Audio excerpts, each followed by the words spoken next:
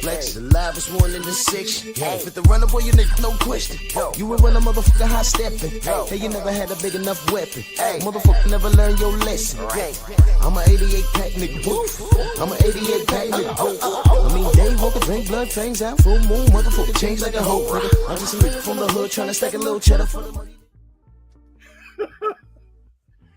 When you're late for class, you slow your blow. So if you're not in the business, if you're not in the building early, I don't know what you tell her. I don't know what to tell you, man. Drew Titan, Bronx on deck. Shout out to the mighty LDBC.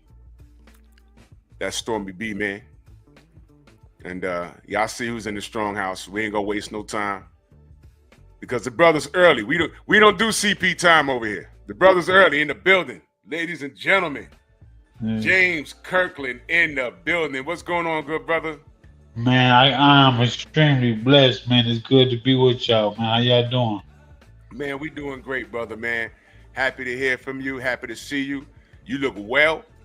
You know what I mean? Sir. And we're going to talk some boxing, but for those that don't know, let the audience know who you are.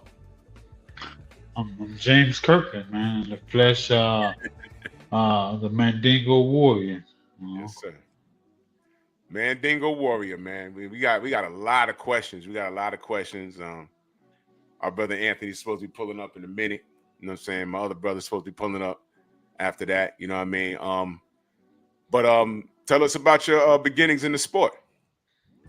Man, basically, it's hard, man, because when we first jumped in the sport, we was still eating ramen noodles and the most. You know. I started boxing when I was 6 years old, but as far as my amateur record was crazy, I had like 138 wins and 12 losses in the amateur, and then I just turned pro. They just had one day they came to me and was like, "Hey man, we got to get these bills paid." I was like, "What we need to do?" We gotta get your ass. We gotta get you turned pro. I said we can do it ASAP. When I didn't look at it like it was nothing. It was just like, to me, like the same thing. The amateur is just you taking the headgear off, and then I felt like it was more easier said than done was knocking the people out, because I was one of the kids that say I want to play all the time. So if I knock you out, I can get to go play with my homies, I can go play with my friends. So more so, it was like when I turned pro, I was like, that's all I gotta do is do bing, bang, and that's it. And they go out, I get paid, and then we all do it all over again. Oh, my favorite. And so that's what they were like, yeah, man. They said my boxing skills, I was a fantastic boxer, like one of the best boxers. But I wasn't into all the boxing. Like, man, why I gotta do all that running and jumping and hopping and bouncing and slipping and oh man, stop all that. So I felt like as soon as I could put my hands on you, you're gonna be like, I don't want this smoke, or it's already gonna be, too late for anything,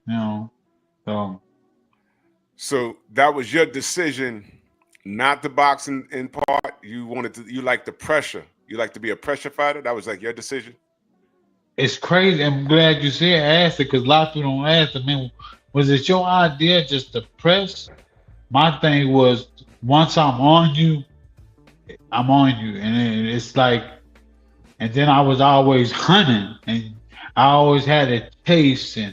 I never really had somebody that was trying to come for me or trying to do something to me, trying to oppose their will. In amateur, sometimes you have certain fighters that would try to do the most. But as far as when you turn pro, everybody's like, okay, he's left-handed. Southpaw is already going to be a little tricky. So I gotta adapt, try to figure out what his game plan is. Whether it's he's coming with a jab or he's coming with a straight left hand. What is he trying to come with? Right. I was always trying to be.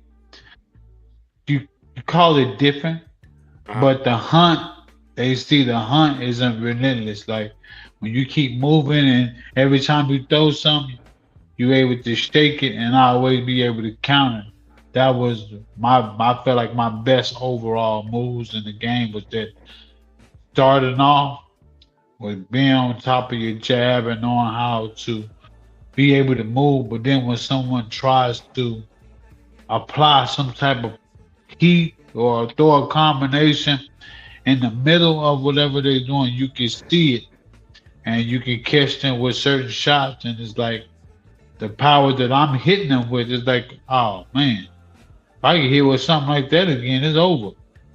So you kept that on people's minds. So after a while, it just that's going to happen in the sport. You're going to catch them, and you catch them, they're going to be hurt. It'd be small little shots in boxing that you can hit a person with and rock them. I'm talking about shots like you feel like a baby can throw, but you can rock them. The basic how you throwing it, your leverage, the way you throwing your body with the punches, all that comes into play. But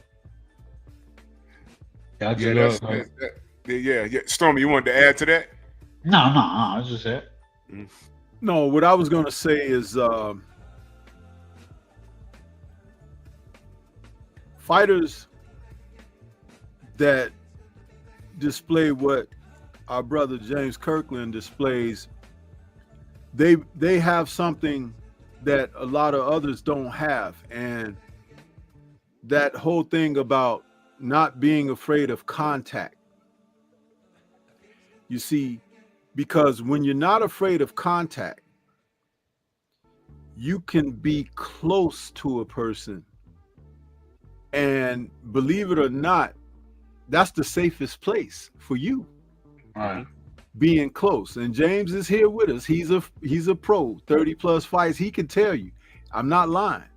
The closer you can be to a person, the safer you can be. Because you can do the things that you want to do, and then you can stop them from doing what they want to do if you've trained properly to do those things to keep you in the safe spot for yourself. I often talk about that on my channel, where a fighter that's not afraid of contact can engage in a way that sometimes there will be risks, but there are oftentimes reward, because everybody doesn't have that disposition. You know, it's like when you watch two rams and they going at it and they're hitting with their antlers, and they're just crashing together. But one will get leverage on the other one and kind of lift into it and drive him back. Truly. It's the same in boxing. Most guys are taught box, use your jab, establish distance, step around or whatever. But the economy of motion for a guy that's in close proximity, he doesn't have to expend the same amount of energy. And his energy expending is not the same with the conditioning and everything, because he's where he wants to be. Truly. And there's not a lot of thought process behind it, because once you've made it to that point, now you can start implementing what you're trying to do. The guy that doesn't want to be there has to think, let me get out of the way. He might be punching. Let me try to tie him up. It's working on your mind. This is why it's called a sweet science, because you just watching the TV or you sitting ringside, hit him. It's not that simple. If you think I'm lying, ask people who fought Pernell Whitaker. People stand right in front of you, and you can throw everything you got and not hit him one time. True. You know what I mean? Or people who fought Joe Frazier, they stand in front of him and get knocked out. True. You see what I'm saying? it's Yes, sir. it's a bit of both on on either side. But yeah, that's kind of like what and James seemed to enjoy being close, being in close proximity to his opponents because he was definitely confident in what he could do. But True. the other guys will, once they start taking that back step or trying to get out of the way, then he knows, like, he can watch his footwork. He can look like, okay, he gonna pull back. I'm gonna throw this hook as soon as he make this certain move. Am I right, James? Everything you said, you hit it on the T. I feel like my best of the best fight that I feel that I can do is when I'm inside because my I don't know if it's where my body is built, the way my frame is, the way I can release power with 2 inch punches. You can release power from 6 inches. So it doesn't take the person have to wind all the way back, going way to Mars and trying to throw way a whole different, what I mean, and come with all this force to try to connect. It ain't you can just with your feet, you can shift your feet a certain way and by your leverage and the power that you possess and that you what you train. So this all this stuff is done in training camp where you working and those little small shots when you hit somebody with it, no one knows. They feel like that shot could not possibly hurt. There Mm-hmm. is not enough. You all he did was went from here to there. It's a baby tap. He tapped him, but this man is really almost halfway knocked out already. And Mm. people, that's why it be so real when you sit there and you see fighters and you sit there and see them engage and they get real close up and they let up their combinations. And like I take it from this point when I seen Alvarez fought Triple G, Yeah. and I felt like, oh my gosh, these guys are going in for the kill. And they applied their pressure and they did what they did. And I was like, ooh, look at these men. They are smoking. Did I think that I feel uh that those decisions and the way that they played it out was supposed to go the way it's supposed to went? I felt like, hey, in boxing, whatever those people are looking at and they see and they make judgment on, those are those people decisions. They Mm. out there as fighters decision. Boxers, people that really look at boxing and know boxing. So everybody has their assumption, their scenarios on different fights. And me, I just keep mine and how you say, I mind my business. I just drink my tea and watch and watch them killers go in there and do what they do best and put on a great show. So but overall, it'd be like that. Like I saw those guys get in and throw what they throw and was engaging and wanting to hurt, wanting to take a. That's boxing, you know. So that's what I like, you know. Yeah, and I wanna say what's up to my brother Trick Note in the building, man. What's good, brother? What's good? What's good? I was getting off mute. Everybody doing? James, what's going on with you, man? How you doing? What's man? Another day, baby. We out. I'm out here with y'all. Yes, What's sir. going Glad on? to have you on. Hey, glad to have you on. How you doing, Stormy Drew? Yes, sir. What's Thank you. good with you, man? Thank How you feel? Yeah. And James, watching you fight, man. I'm here in Houston, so Austin right down the street, man. You got a big crowd Good stuff. down here in Houston. And I remember, Uh-huh. man, your best performance to me, even though you got knocked down in the first round, was against Angulo, man. That was a war. Okay, that was a And war. We was talking about that. yeah, Cook on that, brother. Cook on that. Cook on yeah, that. that was a war, man. Another thing with that, staying close. You know what I'm saying? You came from obscurity, to get the knockout in the sixth round. Personally, like I had a house full, we watching the fight, and we like, you going down there in Mexico, man, you might get robbed if it goes to the cards. Nah, there go. Right. So like I say, that performance there, man, puts you on the map, in my opinion. I really felt like, in all due respect to Fredo Angulo, who's an awesome fighter, but that particular night and what I put myself through for training camp, I felt like there was no one that was going to be able to take the heat See, he caught me with the flash down, knockdown. So I made everybody say to themselves, was he really ready? Was he really ready to do whatever? And you see that once after certain punches, he went down and I went down. And you just sit there and say, well, shit, he pretty much took over the fight from this point to this point, and pretty much was like, should have stopped it and should have did certain things. But I just tell myself, do your job. Your job is to not just so much to be relentless, but to be a classic fighter. Have that head moving, let those hands go. Don't be scared to let them go. You've been in the gym with these animals. I was in the gym with animals, and they was beat me up every day, and they would say, man, not every day, but every other day. So it was more like Monday, skip Tuesday, Wednesday, then skip Thursday, then Friday. But every other day we was getting it in. So, but that's the only thing that makes the fights, honestly. When you train right and you eat right and you actually get that real sleep, you'll be everything you want to be. Yeah, brother. I never saw you out of shape. Every time I saw you in the ring, you had a 6-pack. You had a 12-pack. Yeah. Yeah, yeah. You was always in shape, man. So when I watched it, excuse me, when I watched that Angulo fight, like I was telling you behind the scenes, he just threw a right hand and he caught you right. Yeah. You fell, you got up, and I said, all right, your legs are there.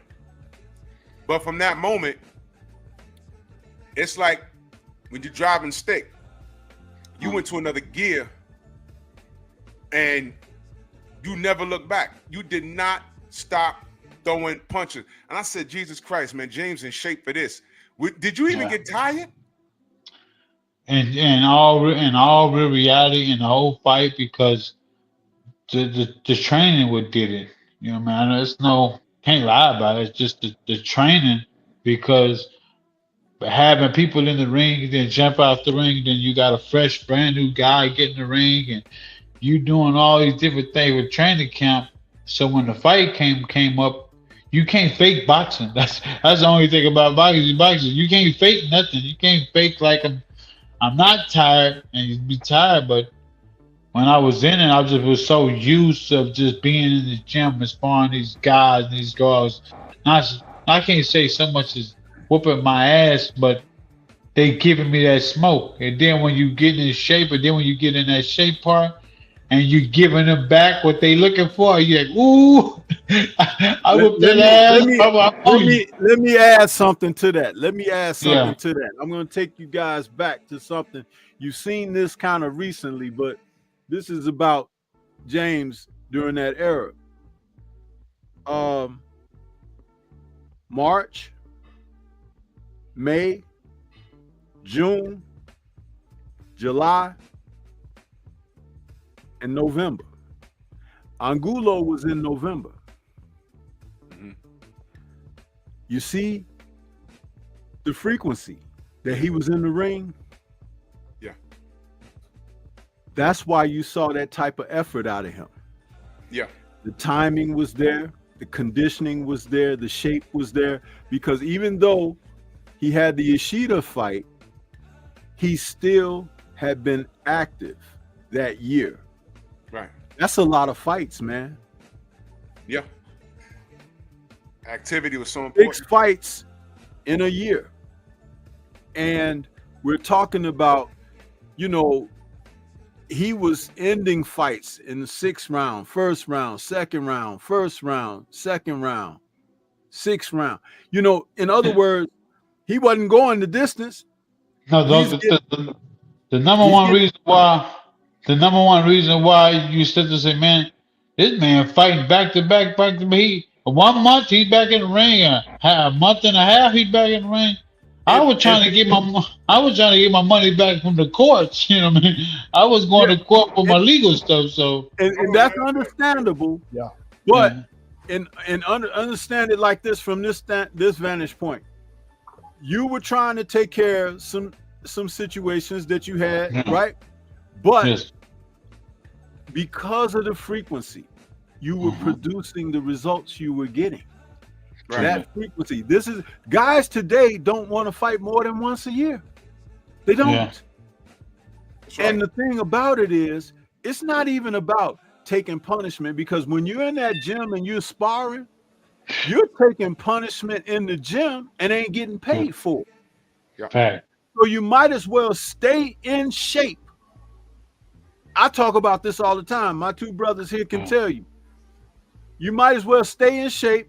If a fight ends inside the distance and usually don't go halfway, like if it's 6 rounds or less, you should be back in there within another 30 to 45 days or 60 days maximum. The reason being, so you don't lose your shape, you don't lose your conditioning, and you don't abuse the body with unnecessary sparring. Because when you're sharp, you're ready to go.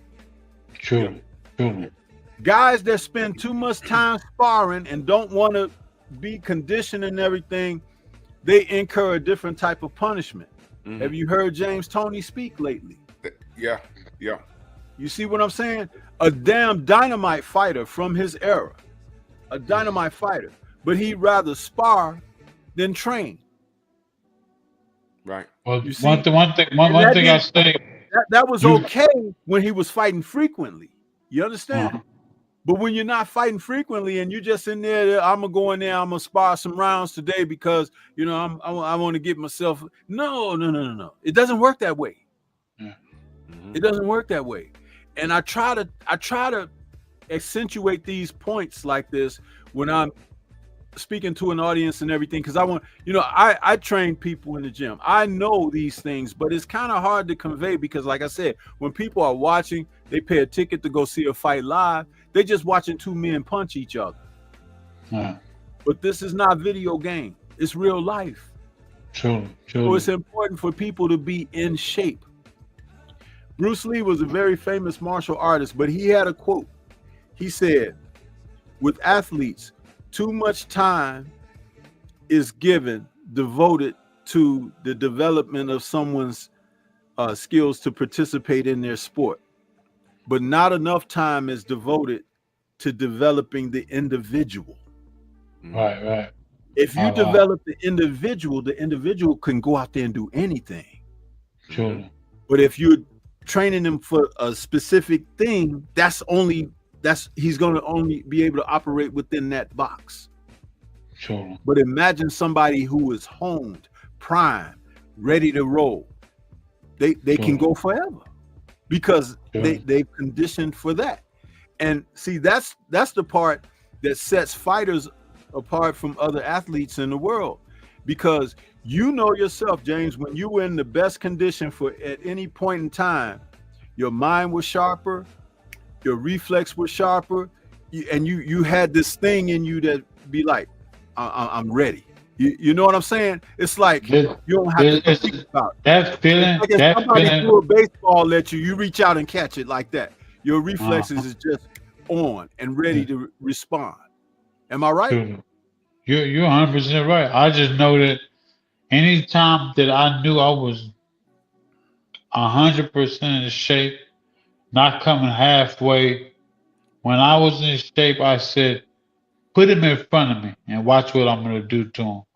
It's just a different feeling. I felt certain fighters ain't gonna be understanding to it if they're saying I'm kind of doing it, but I'm not really in it like I'm supposed to be in it. I'm not really dedicated. I go every 3 days and 3 days, skip 2 days, and go another 3 days, and then skip the whole weekend. Those things you're not going to be able to learn. That there's something in boxing that you can't teach. Right. You have to go through it, and that's that part that you need to go through. It comes with consistency. It means you have to work and chop. It's like you trying to chop a tree down. One chop is not going to get the job done. It's going to be consistency, difference by different. And that's dealing with the body, that's dealing with the mind, that's dealing with the heart, it's dealing with your condition, the overall your spirit, it's dealing with everything. So if you're chopping it getting yourself better in different avenues, in different ways, whether it's your endurance, whether it's your speed, whether it's your power, whether it's your movement. If you're keeping everything sharp, when it comes fight time, I guarantee you there's gonna be the man that's doing all that. Uh-oh. Sure, you In the lost. sport of boxing, it's just We got you got me. Yeah, we got you. We got you. Oh, Let me ask you. Okay, so I'm watching you on. I may have caught you on ESPN a few times. How did the HBO deal? When did the HBO deal come into play? Be honest with you, man. I was always in front of the cameras. I never really looked at it. It was crazy things. They came, but then they came to the house, so they would sit the training camp. So I was like, because they wanted to come in and while I'm taking a piss, and I was just they were doing the most, and I was just like, man, these people for real, for real. So I was like, look at man, I'm kind of street, so I gotta let them know in a very kind of hood way, like, look, bro, you violate me to the utmost, man. So in so many ways, I just kind of let the people know, like, if you don't respect me, I'm gonna be your enemy, man. So end of the day, they got in line, and but we was able to do everything. But HBO, I was always like, cameras, I'm used to them. Let's roll the footage. Let's make it happen. So Did who was handling your business at that point, as far as your paperwork and sitting that? And Wolf. Hold on, let me put it like this. No, my manager was Michael Miller, and I had Michael Miller. He was my manager, but when it come down to a lot of my finances and setting things up, he was the one that would lock everything in motion. So I was like, oh, cool. He would put things in place, and he still works with a lot of great fighters now. So yeah, I was dealing with Michael Miller, and he did a lot of the finances. But then when I got in trouble, certain money, certain things, I decided I was like, okay, well, I'm gonna let this person take over certain things in this era while I'm put away. So. Well, I say, okay, that's cool. So it seems he did right by you. Granted some of the circumstances, and I do recall HBO, because you was a high action fighter, and HBO liked that about all fighters. They rallied behind brothers like yourself. There was another brother, if you remember, by the name of Tavoris Cloud. They rallied behind him. Do you how could I word this? Well, F it, I'll just say it. Did you notice anything strange about the dealings of HBO, or you just didn't get involved? You just, let me train and line them up and I'm ready to fight them. Did you notice anything strange or not? No, honestly, I knew that they were trying to get the best content possible. Whatever needs to be done to get it, whether they had drones or whatever it may be, they wanted to get the best content so that they can deliver good feedback, good, whatever. So, besides that, I mind my business.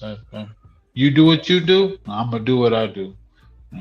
So. Yeah, that makes sense. That makes sense. Now, I'm going to get into, if you don't mind talking about it, the relationship between you and Ann Wolf. Because go ahead, because the majority of us feel some of your best work was with Ann Wolf. Yes. So how do you feel about that? Well, I feel like Ann Wolf, as a fighter and as a person, she is magnificent. She is awesome.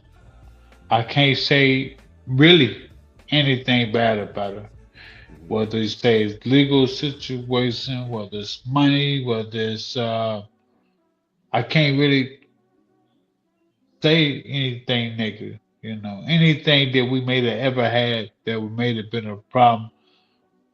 I always was taught and learned the best way. If you forgive somebody for whatever something may have happened to you in the past, if I really forgave you, why should we ever bring it back up? It should never come back up again. So I'm in my head, I'm like, cool, whatever was done in the past is in the past. Whatever we're gonna do moving forward, we're gonna do moving forward. Mm. Not saying, I'm just saying in general, if something may have occurred or something may have taken place, you know, Right. I already swept it underneath the rug. I don't Right. have to go back, keep looking up at the rug and say, yeah, man, boy, they sure did this and did that. You be like, Yeah. Yeah. Yeah. nah, man, did you say you forgave him? You know, so I stick to my guns when it comes to that part right there. You know, when it comes to people, somebody cut me a certain way, instead of holding a grudge, and say, you know what, I forgive you. Don't never have to look your way, but I gotta keep on moving. You know what I mean? I don't gotta hold my head up high and act like my shit don't stink type of deal. So it's Right. like, Right. keep it real. Man, that's what's up. That's what's up, man. You know, because it was, you know, you hear things, you read things, people assume things, you don't know what's what. So I like to go to the Right. source, and that's just something I always wanted to ask you. So, you know, water under the bridge style. Water Right. under the bridge style. Totally. Ain't nothing, man. Our brother in the chat, Boxer Fan Times 4 in that super chat, he said, you agreed to face Angulo in Mexico with the promise that if you win, your next fight would be against Canelo. Instead, they gave you Molina. What happened? Drew, James, we answer that question. Hold on, Drew. Yeah. Let me comment real quick. I'm glad they said that. James, I got a question. This is what I had heard, and we talk up to fighters about about drugs in the sport. I heard that you was given 2 black pills in that fight with Carlos Molina. Can you explain that to us about that? Man, if you be honest with you, man, you want to say I was given 2 black pills with the Carlos Molina. I also gave drugs inside the Canelo fight. Oh So- my God! Look, Really? and this will get bad. And I'm not no shit talker. I always like to keep it real. And now just being on the record, on the media, right is right and wrong is wrong. I take nothing away from Canelo, hands down. He did his job. But when somebody has to, whether you say I'm part of their team or your cut man, talk about don't tell nobody I gave it to you, and you like, what is it? It's gonna have you right, and then you can't eat, you can't rehydrate, you can't do the things that you need to be able to do to take advantage of your opponent or to win. Come on, bro. That's beyond the lowest thing in the book that you could possibly get done. But then you sit there and say, training somebody. I mean, it's just a lot. You know, I don't want to throw people under the bus. No, there throw him under the because bus, James. Throw him under the bus, please. It's just cold because you at a new trainer's gym and you working with a new trainer. I don't know what you had going on with Canelo. I mean with De La Hoya. But after this fight, all of a sudden, majority of all your fighters that you got, all of them are fighting on undercards of Oscar De La Hoya. I'm kind of puzzled that you never had a relationship, but now you have not just a relationship now.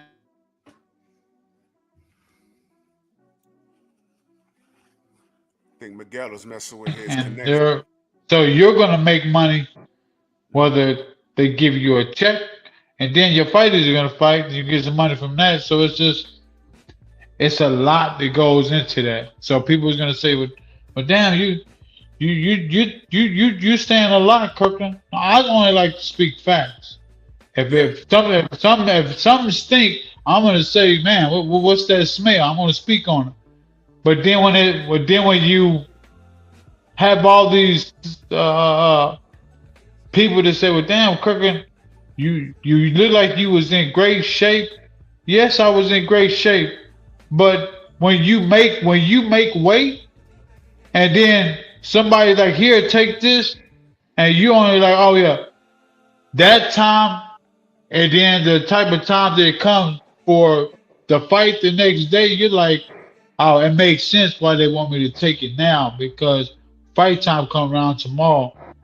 It'll probably be the most or the best potent of energy or whatever it may be, or whatever is supposed to give you the energy, the you thinking, you sleeping. And, but man, you take something and you can't eat, you can't drink, and you telling yourself, bruh, this ain't right, man. Like, this ain't never happened to me. And everybody trying to tell you, man, this is all, you gotta eat something, you gotta eat something. And your team, almost your whole team is new. The only person that know you to the fullest is Bebe, your strength and conditioning coach. And then when you tell them, I gotta be able to take my supplements, take certain things, they acting like we don't have it. What you mean you don't have it? Oh my God. So when you go in there, you looking like a duck. You know, you looking like a stone cold duck. So it's like, it's just a lot going into it. Did you ever get the name of the drug they gave you? Did they ever tell it to you? Oh, I don't even know what they gave me. That's what makes it so cool. And it's like, I'm just how you said, man. I keep it so real, man. I don't know how to fake it. When these things happen, all you do is look back and say, why did you do it? But then you don't want to sit there and say, well, yeah, man, they're not your skin color. They're not black. You can't sit there and say, well, your trainer or your cut man or your people are forced to reckon with a different person because of skin color. You don't want to look at it that way. So you're like, man, hold on, man. But really, what's really going on behind the scene? Then when you look at the whole nine, you're like, they didn't piss test no Alvarez. They piss test his brother. So, What? but Wait. yeah, it's just a lot. It's a lot that went into it. So I tell myself, you know, and when you're in this level of boxing and you've been in it, and somebody else has been getting whatever they want their way, doing it their way, or however it is, it's good. Whatever they got going on is good. I really commend Alvarez as a fighter, because whatever he goes to, wherever his opponent is, he's going to train the right way for that person. He's going to spar the right way, and he's going to do what he needs to do to win. And he does it all the time. So I can't be mad at him. I can only be mad at myself, is that I trusted certain people going into a fight that, you know, anytime you go into a fight, you risk your life, you risk your career, you risk a lot of different things. But for things to go left because of your so-called team that you're with, and not knowing who did what and what's done behind closed doors, what deals was signed, what was promised, what was whatever. But when I'm in training camp and I got a guy that's sitting inside of my training camp and he got a recorder, and I'm asking him, hold on, who is this guy?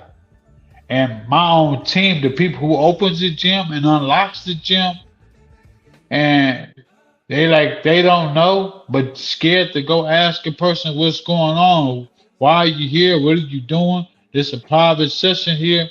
Instead of doing any of that, you allow it to go on. So me myself, of course, I'm gonna go up there and ask, hey, what's up, man? Hey, this is close. He said, me, Team Canelo. And I was like, He's in your gym. but y'all, he said he's Team Canelo. So I said, I don't know, it was an older man. So I'm like, older man with a video camera that you let come in, talking about he's Team Canelo, and you're in the middle of my training session, seeing movements, bag work, whatever it may be, is beyond disturbing. You know what I mean? Because the only person who could have let this guy in is your team. You know what I mean? So it's like it just take a rocket science to see that. So I'm like, come on, bro. Nobody walks in your gym that haven't signed a waiver or haven't got checked is allowed to do it. But since the fighter has to be the ins and the outs, and you go ask a guy, hey man, like, what's up? Who you here with? Who you waiting on? Gym closed right now, and he tell you, no, look here, brother, you need to know, I'm Team Canelo. I'm like, maybe he's just saying that to just, because that's what he's going for. He's just trying to get some footage or whatever. Well, it sounds Or I like could just look, or I can look at it for what it really is. Man flew down there to get some sparring work or to see what I got going on, and take it back to his team. That would be the smartest thing to do. So, yeah. but it's weird because a lot of things took place getting prepared for a fight, and this is a lot of things. Just the post took place, and what happened didn't happen.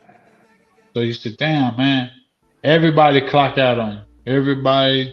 Then what's so crazy when you lose, you got 99,000 followers and friends, and then you got zero body left. So you're like, man, was this all my fault, or what did I do wrong? Like, what did I mess up at?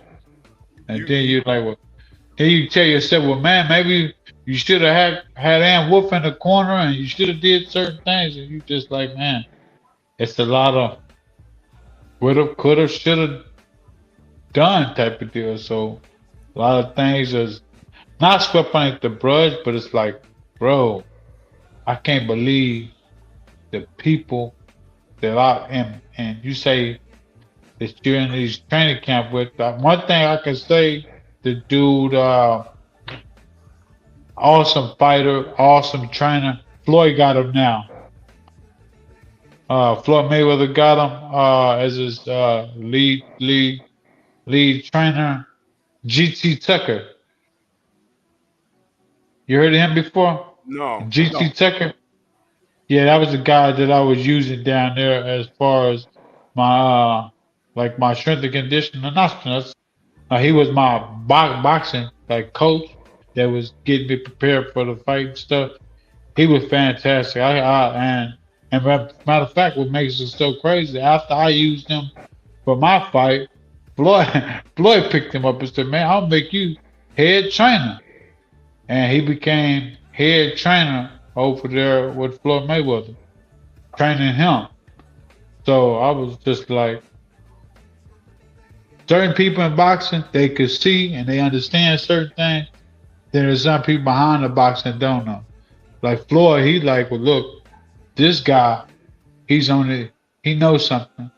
And then you look at everybody else, they're like, man, why'd you use him as a head coach? Why'd you pick him? What? You know nothing about the guy. You don't know that. I sat there and watch him in my spawn. I mean, in my training camp. He said this to some guy, some world champion, said, hey man, you got any fighters that want to get some rounds in? And I said, oh no, it's just me down here, man, And he was like, yeah, I need somebody a little bit lighter than you, but I can spar with whoever. And my coach, he telling me hey man, you want to do some sparring? Okay, come on, I got you. He got in there. And to see this man punish a man that ain't been in the gym, he just been in the street. Punish him like he been boxing his whole, I mean, just fantastic. So I watched him do that. So he just a great guy for me to be able to stay out there, man. He's a great guy. GT took what up. But overall, man, you know, just the sport of boxing, when they hit you that way, you be like, man, bro. Then you think about the courts, and you think about the court, and you think about the money you lost, you think about the friends and the family. You just think about all. You say, man, it's it's a major situation. A lot of people don't know about. So it's like just not saying go with the flow. You just say, hey, man, Well, I'm gonna bounce back from this, and that's just what comes with the sport, and I'll be back. You well, know? I just want to make sure that we're clear on some things because we're all sitting here like, what the hell? So I just want to make sure I heard you. Yes, sir. You had moles in your camp. Your camp was pretty much compromised. Yeah. And you were slipped a narcotic. You didn't know what the hell it was. And if I heard you correctly, it was before the Molina fight and the Canelo fight. And did I hear you say that Canelo didn't go pee? That his brother went and peed for him? Let's listen to this, man. This is what I know. When you have people in your camp that says, I'm gonna do the job for you. I'm gonna make sure things get right over there with Canelo, with Tim Piston, making sure he doing, because in the middle of your training camp while you're getting prepared for a fight and you drink a certain amount of water a day because you're cutting weight, major weight that you're cutting, and you're cutting weight, and in the middle of you doing this, and then you got these people knock at your door and they say, "Hey, buddy, we want pee." You like, bro, look, man, you can't pee right now. You don't really have no fluid in you enough to pee, Right. or so they say, "Well, we'll wait." So cool. So you pretty much have to wait, but you of course you drink water and certain stuff you're gonna drink to put the water on you so that you can be able to piss. So me, I'm not gonna lie to you, I had to cut a certain amount of weight that's extravagant. A lot of people, well, what do you call that? It's just a lot of weight that I cut and got the weight off. No matter what had to happen, I was gonna make sure it happened. And a lot of things that these people know all this stuff that people don't bring up. Yeah, he had to cut over this amount of weight, and then he had to do this. Then he had to find a whole new trainer in the midst of this, and trying to. So it's like all this new stuff and all this new, and why did you do this and why? And it was just a lot. You could say it's a lot of ego, a lot of everything. I'm not even gonna put it out there because it's just it is what it is now. I'm just like, hey, look, everybody that I needed in my camp, or everybody that I should have had in my camp. You can't put it both ways, but it's I'll put it like this: in that particular camp, I done had camps that was way worse than that. Like it was worse ain't the word, but just devastating than that. Wow. And came out with a way better performance, a way better everything, and you just like, man, wow.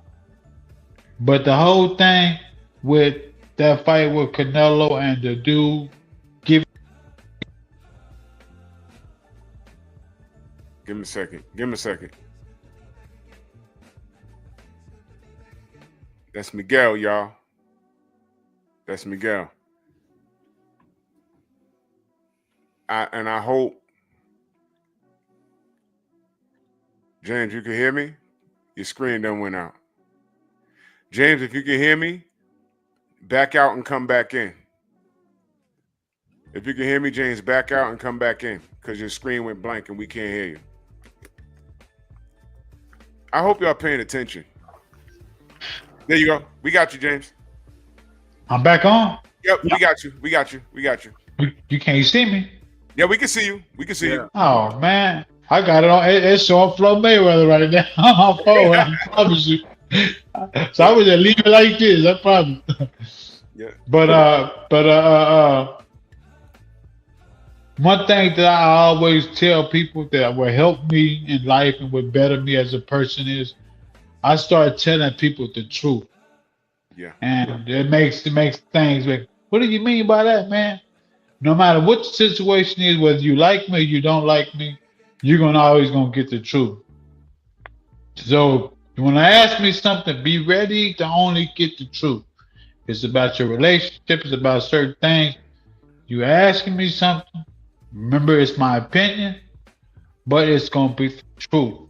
Well, my standpoint, but I learned that from myself, and it made me feel so much as a better person, just to be able to always tell somebody the truth and never have to worry about what they have to say, because if they don't like it, it's only because they don't like the truth. You know what I mean? So, well, James, yeah. everything's coming full circle, brother, and I'm sure you probably don't know. As of late, well, today we just started getting loud about this news. There's something going on, of a heavyweight fighter, Russian fighter by the name of Alexander Povetkin. You've heard the name, I'm sure. I definitely heard it. Do you know what's going on with him right now, as we speak, right now? Not even a little bit. Okay, let me put you on, and this is why this conversation is very important. I didn't know you went through this.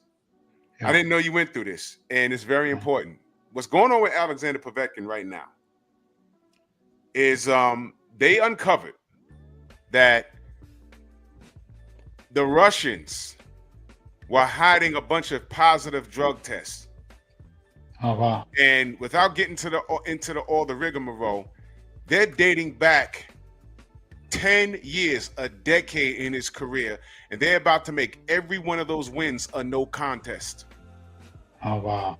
Yup, they're about to snatch everything for him, and it was corruption at its finest. Now, here's what I was told, because I know a guy who's Russian. He lives right here in the Bronx. And he told me that Alexander's very connected by way of his dad, and his dad is involved with those people, the mob over there, whatever. So he is a silver spoon in the mouth kid by way of corruption anyway. But without getting into all of that, it was uncovered that he was on Ostarine, right? I don't know what that is. That sounds scary, but I get it. It's on a ban list. That's what we know. It's on the ban list, and I've been checking BoxRec. They're about to go back a decade on him, and they're gonna make all of those wins he did have, because he was popping dirty all the time, and he went on to have mega paydays. Vladimir Klitschko, he fought Dillian White twice. This guy's seen millions of dollars. The whole time he was dirty. The whole time he was dirty, and we found this out. And I'm looking at the WBC like, why the hell would you have a clean boxing program if you're not enforcing any of the rules? Okay, Our brother Deontay Wilder, who's friend to the show, he was halfway to Russia and then got the call, hey man, this guy popped dirty. He landed, turned right about ground and went home and sued them for breach of contract. And Luke DeBella got on Twitter and went crazy. Like, I was a part of that. And we lost money because of a breach of contract. And now they're saying every fighter that fought Alexander, win or lose, should sue him. And I agree. Because the guy was dirty. You don't know which fight. No problem. Sue him for everything. Sue him for everything. So when you're talking about Canelo having someone in your camp, and you're looking around like, who the hell let this guy in? And your camp is like, I didn't do it. Well, you're the fighter. I mean, I don't know what position you had, but I'm listening to what you're saying. I know how I would react. First of all, I'd be like, tell him get the F out. And once he leaves, I'd be like, who the F let this guy in? Because if they compromised you like that, they turn around and they drugged you. And look, I'm glad you said it like that, because I'm like this. If somebody's new in the gym and I don't know them, and you telling me y'all don't know them, he's coming to do bodily harm to me. Correct. For all I know. So my only street smart is saying this nigga got to go. Like, bro, got me. I don't know you, bro. You got to go, homie. You know, I don't know what you think this is. Not a camp out, not a chill out spot. This is where I'm working at. But for you to come back to me and say, hey, I'm Team Canelo, it's like, whoa, time out. What And you you don't mean? know who let him in? You don't know who let him in. No, the whole thing is it's always a setup from the jump, bro. Like Oh, I look at all the stuff and how it's laid out and played out, and everything that been got exposed to me when it comes to them. Like me, I'm telling myself in my head, reach out to Canelo and try to see if he'll line something up for you. Team up with him. You know, he got all these different things going on. I'm like, man, I'd rather be, how you say, be with the team, Canelo, than to sit there and go against the grain, you know. But that's how they played it. They played it on that way. Whether you say they just they worked Alvarez, they gave him a perfect camp. They did what they were supposed to do for him, and that's the way he is what he is. And he's gonna continue to make the bag because the sport is beyond in love with Canelo. I love his performance. I love how he boxes as a fighter myself. I commend him. I commend him for everything he does for the sport of boxing. But if he ever says he's gonna go left or go right, like you know, you got my what's the killer name, man? I can't believe I can't think of this man's name right now. oh, He's killing everybody. Tank. Tank. Yeah, man. He came in the sport of boxing. He already talking about, man, I'm trying to get out. What you talking about? I'm trying to go the other way. So it's like, hey, man, I don't be crazy thinking I said that I don't even know the guy. So, you know, I don't step on nobody's shoes, but that's part of what I'm hearing. You know, social media tell you everything, whether it's the truth, the half with the truth, or whatever. So I'm just saying what they say. The man trying to get out the boxing game and just say, man, he's Did it done what he needs surprise to you when do. Canelo popped dirty? Huh? Did it surprise you when he popped dirty? With who?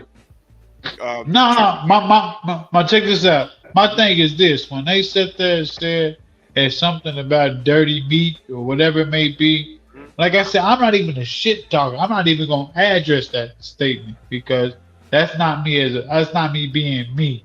You know, I can't say what I feel that man, if he is or he isn't popping dirty. I would tell myself, I don't give a damn what kind of drugs you taking. I'm gonna be ready for you. Take whatever, take it all. Enjoy it.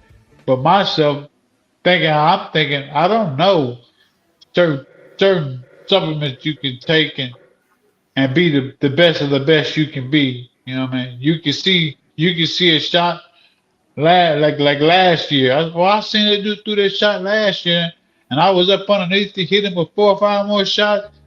And you're like, man, ain't no way he saw it. But yeah, but that's how certain drugs can push you to that level. I'm just, you know. So you chalking this up, getting cheated as part of the game? Uh-oh. He'll be back in a second. Drew, I got a question for him Yeah. when he come back. Come back. I'll let you hit it. Yeah. I got a question for him. To me, that's not part of the game at all. But No. it's not part of the game at all. That's messed up. Stormy, like he froze. Stormy, you okay? You froze. He froze. Stormy, Stormy froze.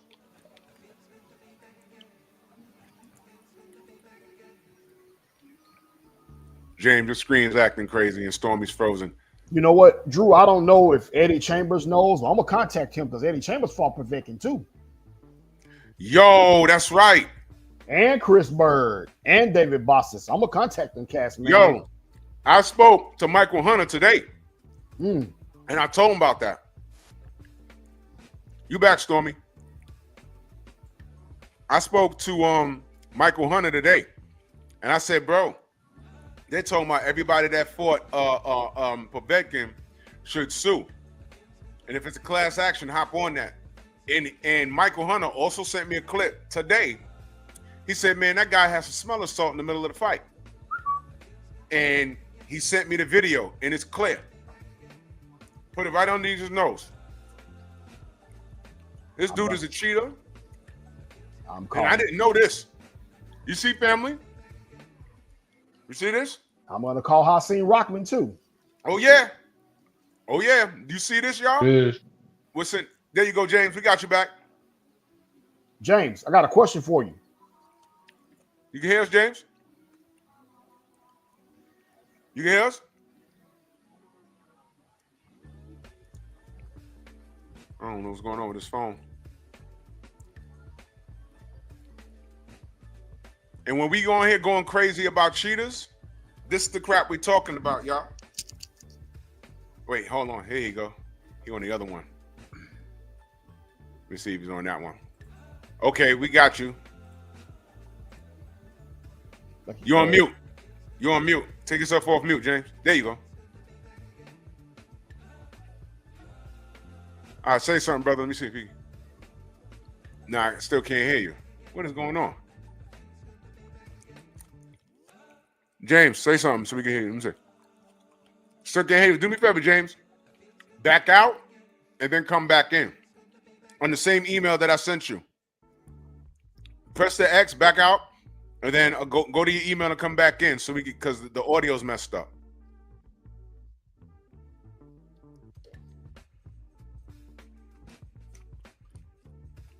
Yeah, we can't hear you, brother.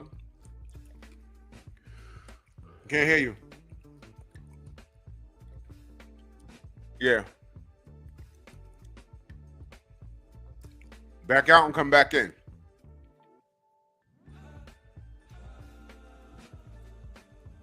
Okay. My issue is when you're chalking up your camp being compromised, when you chalk it up to the game, that's why the game's not going to change. I'm not chalking this up to the game. And my only problem is him saying, yeah, you know, Canelo's great. He's not great. If you need an edge like that, you're not great. But we told you, boxing has a history of being like this. Scrapbook Boxing did a whole video about what they used to do to black fighters. Yep. So this is light. Did y'all know this man was poisoned? I showed you the video of what happened with Freddie Pendleton and Felix Tito Trinidad. We're not making this shit up. Oh, the LDBC, y'all complaining. What is Povetkin going through right now? You see, all you got to do is wait a minute. And Canelo already popped dirty. Now, when he leaves the sport of boxing, he about to do $1 billion, literally $1 billion. Literally. And you're hearing this about James Kirkland. Imagine who else Canelo has done this to. Well, don't nobody want to listen to us. Because we just, Maya days, we just talking. You ready? You see what I mean? I'm going to talk about this Osterine tomorrow. Because that's what he was on. That's what he was on. You're on mute, brother. You're on mute, Trick. You're on mute. Yeah, I know. I'm talking to James right now. He's trying to get back on. Okay. Yeah. Hold on, y'all. I'll be right back in a second.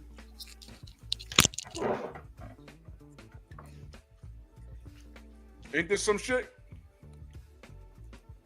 See? I'm like very, you know, because we know. And then, you know, who's interviewing this guy besides us? Besides us. And did we pull that out of him? No, he was talking and he just started saying some things which were like alarming. Family, that wasn't rehearsed. I ain't asking none of that. And when we tell you, hey man, there you go. Yeah. Yep. Loud and clear, brother. Yep. Back in. Yep, we good. Okay. So what you went through in boxing is normalized, but it's abnormal in the spirit of competition. You could die in that ring. Truly.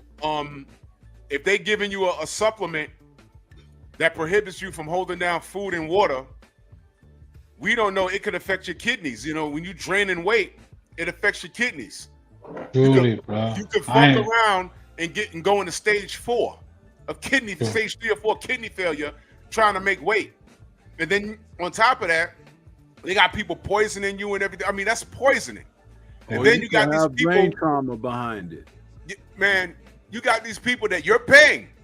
You paid them now. I'm gonna bring up something very scary. Go ahead. That off of this conversation, it just made me think, and I didn't think about it all these years.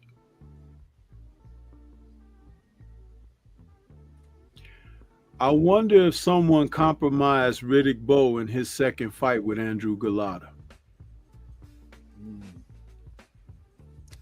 Those are real topics that people can really speak on and be like, well, yeah, like James, you shared something with us that only you could share.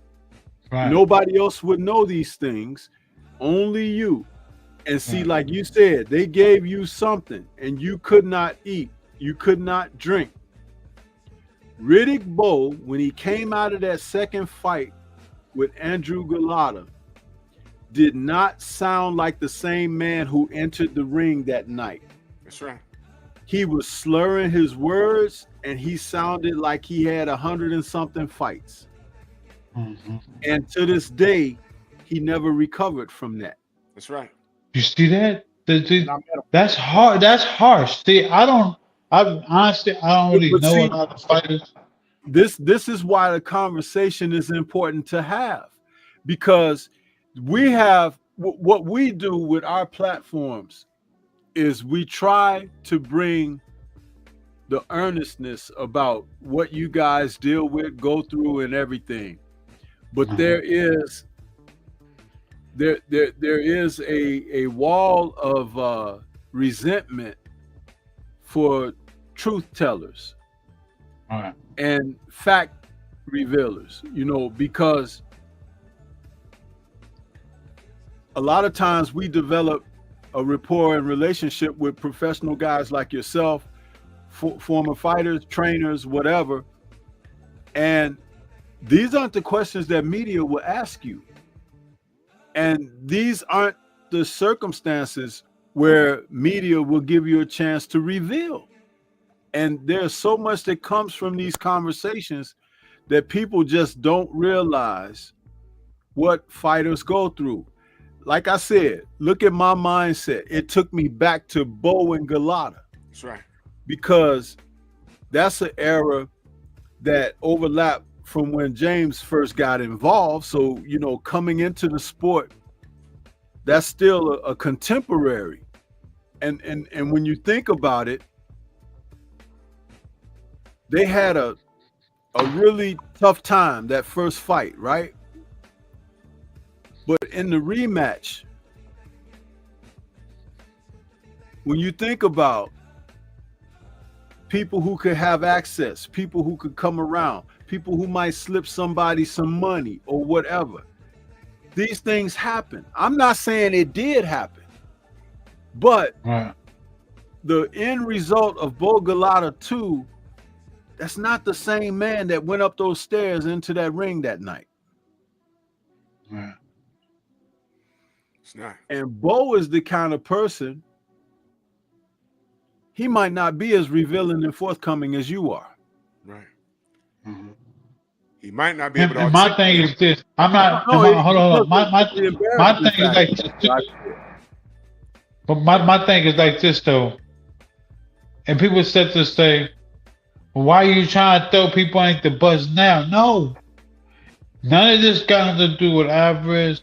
None of this stuff got to do with, you know, my trainers. But the thing is, what's right is right, wrong is wrong. You know what I mean? There is something that needs to be said or done because these things actually took place. And then you said, well, look, well, that was your team. If your team flipped on you for $1 or your team did this or that, well, it wasn't every. You can have a team. That don't mean that everybody in the team is in the same underneath the same umbrella. I could pull Joey to the side that's in your camp and tell him X, Y, Z and give him whatever I want to give him, whether it's behind your back or not, and he give it to you. Anybody can do that. And you say, oh man, I took that my last fight, and man, that's gonna get you where you want to be. And you take the same thing, thinking that hey, it ain't gonna have a truck, it's not gonna have this, and it be something like this. Somebody can actually do that, no matter in this sport, and just trick your fighter and make them believe, manipulate them, and have them not in the right mind, not being able to see the punches like he usually sees the punches, being that his reaction time, his counter timing, his movement, his ability, his mobility, all that get put into play. And then when you realize that as the fighter, you're like, damn, bro, it gets this dirty in the game. You don't think that it gets that dirty in the game. You're like, well, look, this is boxing. People talk behind people's back. Okay, ha ha ha. But when it comes to this dirty in the game, you're like, man, I didn't know it gets this dirty. I never seen this type of dirt. You know what I mean?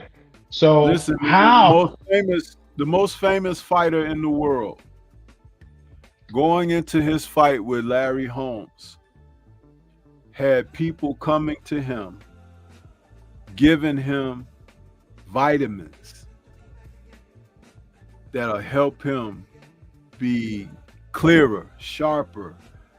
And these people, nobody knew who they were. And Ali was. But guess what? They really can't have people that's out there in the world that may have the best supplements in the world, and they be really good for you and stand by what they speak on. But there's also people in the world that are the opposite.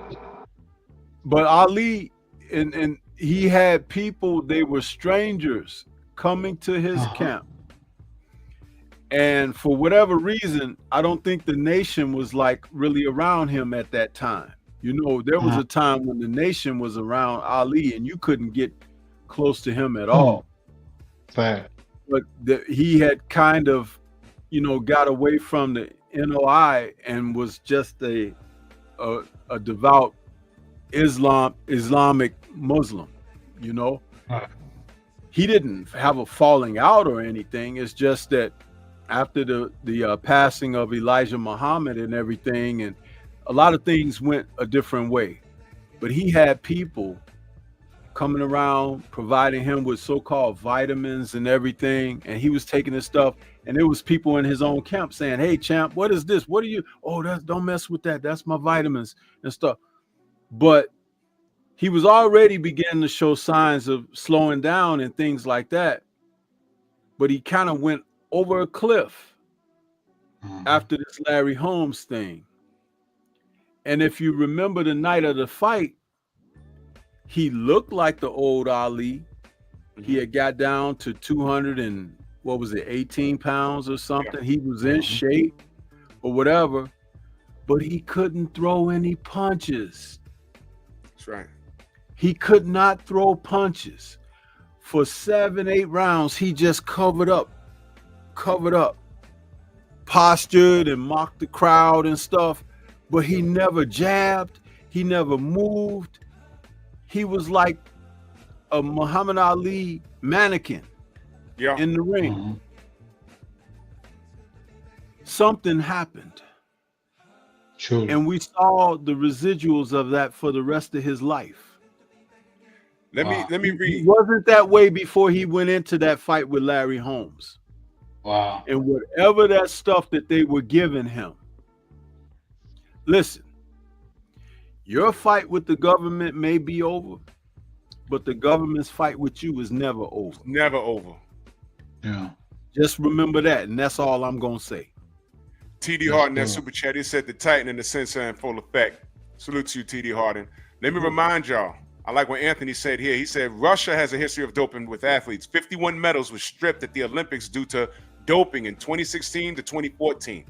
51. Why was Povetkin still? They have a culture of cheating. But I want to point this out. Part of that culture is in boxing. Boxing is so corrupt in the summer games, they want to get rid of the boxing program because of corruption. Yeah. And who's going to swoop in to try and fix it was Mauricio Silly Man. I call him Silly Man. Mauricio Silly Man of the WBC. And he's one of the most corrupt motherfuckers here. Because he's that Povetkin thing, all of that exists because of him. Let me remind y'all, Franchon Cruz DeZern versus Alejandro Hermanez. All we asked was, like, when Franchon Cruz DeZern got to the ring, Alejandro took her robe off, and she had bigger traps than me. And I'm looking like, what the hell's wrong with this girl? Right. So Franchon Cruz DeZern couldn't, like, fight her off. She loses the fight. All the public asked, they said, okay, was she drug tested? And Mauricio started talking about, oh, you bully her because she gay. Look, we know she gay. Her girlfriend's right there. Yeah. We're asking her, was she tested? He started talking about, oh, we're ruining a big night of boxing, and they're bullying her because she's gay. Well, guess what happened, James? I don't know if it was 2 or 3 weeks later, she popped. Guess what she popped for? She was in transition to becoming a man. So she had all kinds of hormones in her body, all kinds of testosterone. I said, well, there's a problem right there. She's trying to grow a penis. So, due to science, Franchon Cruz DeZern was in the ring with a man. And I'll be damned, they took their time giving that belt back to Franchon Cruz DeZern. But this is what we're dealing with. And that's the guy that's supposed to be fixing the Olympic program, the boxing program. That guy, the same guy that created a franchise status for Canelo so he could duck Jamal Charlo. The same guy, when it was time for Vasily Lomachenko to fight Devin Haney, he invented the second franchise status and then changed the rules. Facts. The same that same guy, and this whole thing stinks. So we just learned something from you tonight, James. We just learned something. I had no idea that Canelo had moles in your camp. He compromised your camp. Your camp was compromised. Yeah, but my thought, I gotta say it, but like when I speak on it, me as being a fighter and knowing the fighter himself, I say this had nothing to do with him. It had everything to do with everybody else around him. What they dictate, what they push, what buttons they needed to push, to put him in the right position, to make the position perfect for him, not because anything else. It wasn't because look, we got Kirk. He has a fight this amount of time. It's the best time to get him.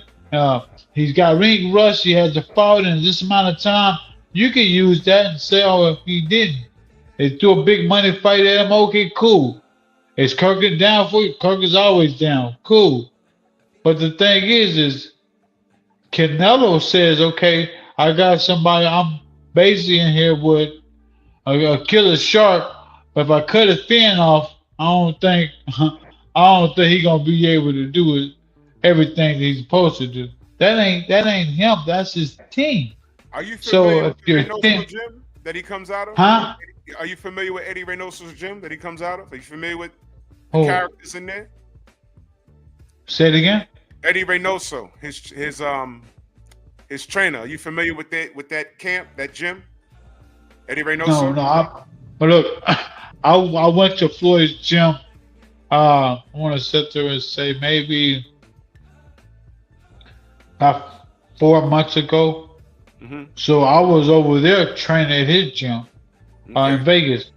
Was training there, but then I came back this way because my brother had got into some trouble. You know what I mean? So I want to try to help as much as possible on his end, making sure all his ducks was lined up. Everything is pretty much is a slow mo thing, but everything is working out in his favor. So that's pretty much what I was back in the city for, you know. But of course, I'm gonna be back out there with them and working and I'm trying to glad. get my I hope that huh. all works out. I trust that all to work out. The reason why I brought up Eddie Reynoso's gym with Canelo is because how many fighters, Stormy, popped dirty out of that gym? We had Canelo, Almost all of his fighters have popped. all out. his fighters. Oscar Valdez popped, Canelo popped, Julio and Cesar Martinez. Julio Cesar Martinez popped. All And, those and guys. now watch this though. Watch this.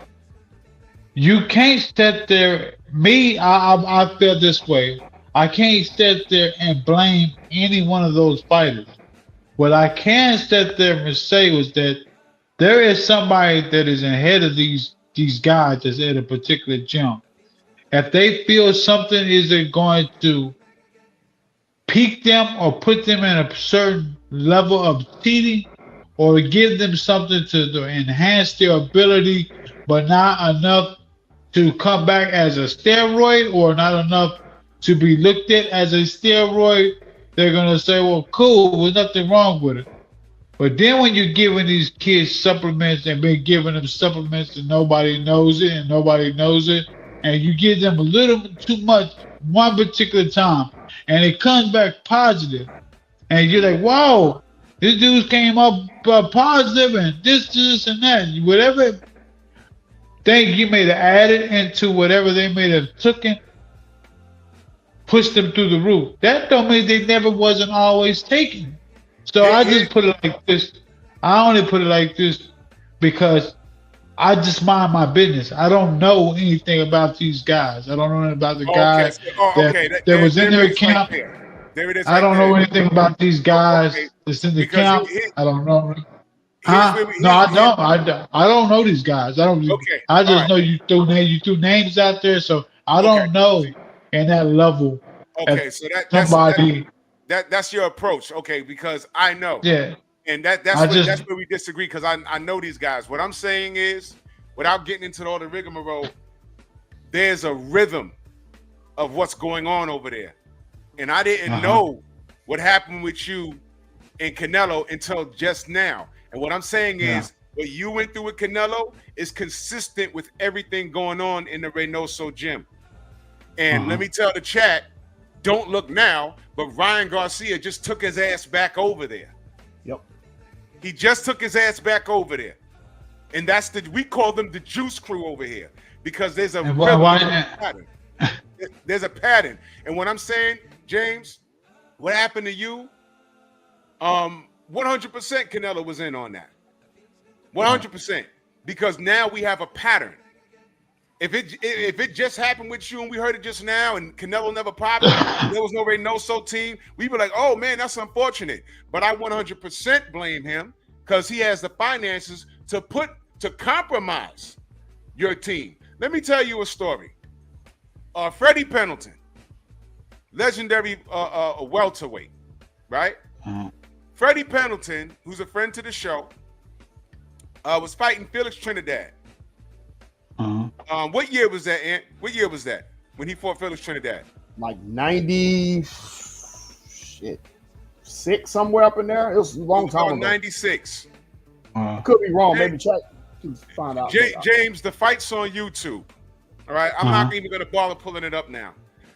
I remember watching that fight live when it happened, and Freddie was styling on Felix Trinidad, styling on him, and for no reason, in the middle of the fight, Freddie starts wincing. He backs up. Tito hits him with a body shot. He falls and don't beat the count. It was 96, Drew. My bad. It was 96? 96. So I'm watching it at home like, what the fuck just happened? And I said, this brother threw the fight. So damn near 30 years later, now I'm talking to Freddie on the show. I said, what happened to you in that Felix Trinidad fight? He said, oh, I got poisoned. I said, excuse me? Yep. His trainer, Tito wasn't touching him. But his trainer put some shit up his nose. He's like, yo, what are you doing? I ain't even get touched. He said, no, I got to put this up your nose. Al Cerdo. That round, two things. When I went back and watched the actual broadcast on YouTube, the round that he said they put something up his nose, they went to the back of the building to go talk to a fighter that was on the card. So you can't see what was happening in between rounds. The next round, that's when he got stopped. And then he said his fucking trainer bought a house after that. He said he wasn't making that much money from to buy a goddamn house. So that lets you know. Boxing. This is boxing. So when you tell me this story, what I'm letting you know, because you just said you don't know anything about the Reynoso gym. What I'm letting you know is what happened with you and Canelo is not an isolated incident. This is what these motherfuckers do. And what they do is they take advantage of other fighters' ignorance. You just think that what happened with you is you just chalking it up to the game. Okay, he compromised your team. It's the game. No, this is what they're all doing. They compromised you. We just learned that tonight. They compromised our brother Deontay Wilder. They compromised Devin Haney. And the list goes on and on and on and on. And what happens is, if you're a fan favorite, you could do no wrong. But see, James, you ain't been in the limelight, so ain't no one listening to you. But now that you said it, and people don't like us and what we do here, we gonna get this out. Because this is more ammunition to say, hey man, we told you so. And salute to Boxing Fan Times 4. He said also Julio Cesar Martinez had a KO loss of race. Exactly. These are things that we talk about. No one talk. Mike Cobbinger ain't gonna talk about this. Steve Kim ain't gonna talk. Dan Raphael and all these other YouTubers that been compromised, bucking their eyes just to say what these fanatics want to hear. You see, James, what you told us is the real. And you might have like gotten it off your chest. What I'm letting you know is you was a victim of this circumstance. And it's important for you to get this say off. Because right now, the chickens are coming home to roost. This guy Povetkin is about to have wins from 10 years ago erased and made into no contest. That's huge. And he popped for the same drug that was found in Ryan Garcia's system. This is a serious thing, brother. They let you know. You gotta sit there and see how long has it actually really been going on. Have you found it 10 years later, 30 years later? How long have this stuff really been going on? How many people have been terrorizing the sport of boxing, swimming, gymnastics, track and field? You can say golf. Just mastering the sports with these enhancements. I just say, hey, I don't get involved with it. I don't want to throw salt on anybody's sport, what they got going on. Congratulations. Because for you to be where you at and to be seen, you had to work. You had to work to be in a certain position. I get it. Me, I just look at it like, damn, you worked and you did what you need to do.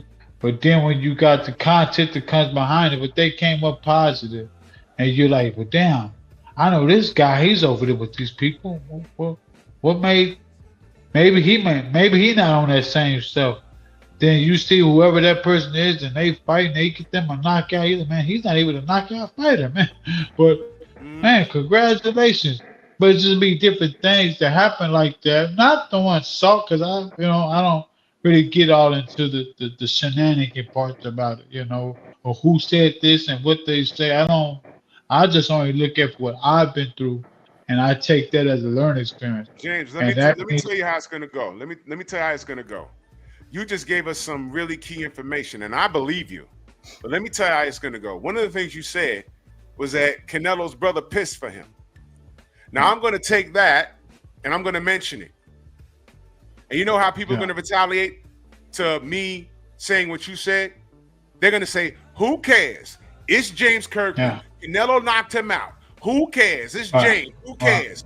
But that doesn't negate for the fact that my response to that is Canelo already popped dirty. And they changed the allowable limits of Clenbuterol to be found in his system, not anyone else's, but his. Do you know about that, brother? You know about that? Man, look at this. I don't even know. When you say anything about a steroid, I don't even know what that is. I know it's something that enhances you and gives you all this ability but I don't get into that. Like whatever you're taking or whatever you're doing, if it gets you popped, you dirty, and you take too much of this and too much of that, and they something that's banned is that you're not supposed to take. You're taking these different things. I don't know. We never got into the dirty thing. We only believe that if you work hard, you get what you're looking for. So if you're looking for to be explosive, you'll be explosive if you work hard enough. You get there. Not knowing that people can take a drug, enhance their body, and they can fight like like they never miss a day in the gym. You know, and that never always been on point. I don't know this stuff. Like I said, I don't get into these they call it the narcotics because I don't do narcotics. I don't do drugs, period. Point blank. So I just saw a lot of that stuff growing up with family members and people doing drugs, and I was just like, dude, if you knew this was gonna happen to your life, why take the drug? Like it doesn't make any sense.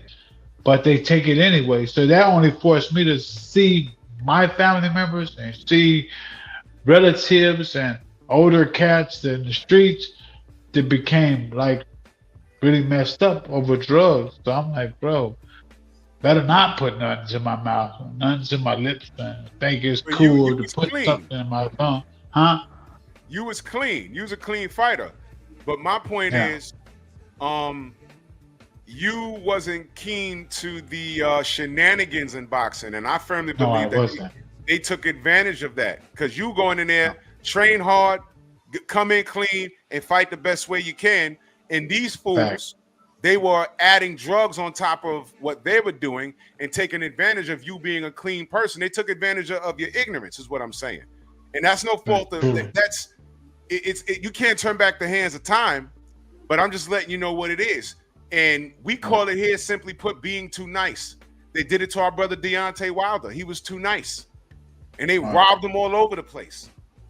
They poisoned his water. Tyson Fury took padding out his gloves in the second fight.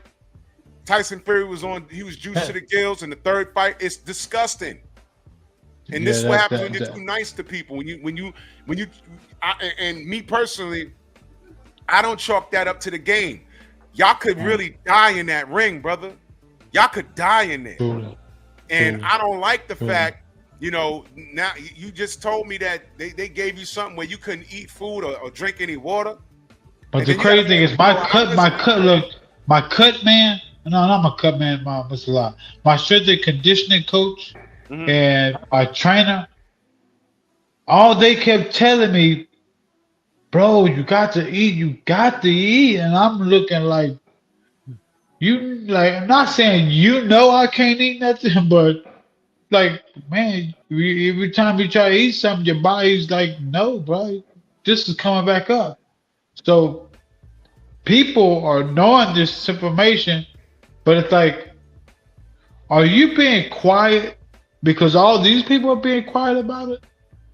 Or was you being quiet about it because maybe you was also in with it? But I don't know. Like I say, you're a person that's in the sport and you're in the game, but you don't know what goes on behind the scenes. And that's the point I didn't know. So like me, I know I prepared well. I know I was supposed to fight my ass off and put on a great show. And when things don't go right, they say, well, maybe you didn't train right. Maybe your pullback that you try to pull back and you try to catch him with that shot, maybe it was just too slow. Or maybe your timing wasn't right. They threw all that into play, and I'm like, bro, you'll think I'm lying. So I just say, I just keep it like it is and say, hey, look, man, they won being smart enough. Go ahead. Not physically smart, not being better, but they played the game the way the game. You say you're playing you're playing chess. What we call checkers. You're playing checkers, and somebody else is thinking about your inside, your intake. Are you taking some type of drug? Some people know I didn't do no drugs. They knew that they can go to Michael Miller. They know Michael Miller was my manager. They knew him for the longest, and he still deal with us well. And he could have. Kirk don't do drugs. You could have asked him anything. And they knew that, but it's just that I don't know the drug part about it. We never, us being like, in that type of lane in life, we never look towards the narcotic side, But there's a lot of people that you're telling me now, all these people with all these fighters and different things coming up, and the coaches that is always fighters that always came up dirty, and people getting stripped and people getting robbed. Like you just said, like something real fantastic. You said people are truly risking their life, their heartbeat, their spirit, their inner person. You're risking all that because you get in a fight and can't never talk, can't really see. The brain is completely dead. You are really nothing in the body. Nah, they can't say it that way, but it's just you can't do nothing. People gotta take you to the bathroom. People gotta. Are you hungry? You move your head around. You can't really say yes. You just broken up. So it's can be a terrible situation, man. When you take a loss and somebody is on something like that, and then you really don't feel the devastation, don't feel the effect of anything 5 years later down the road, and you're like, bro, something's wrong. Right. And you're not really able to live life the real way only because somebody did some drug or took something that enhanced his performance, and I have to be like this because of that. Right. So I mean, I don't know. Like I say, I never practiced the drug game. I never don't know what that is like.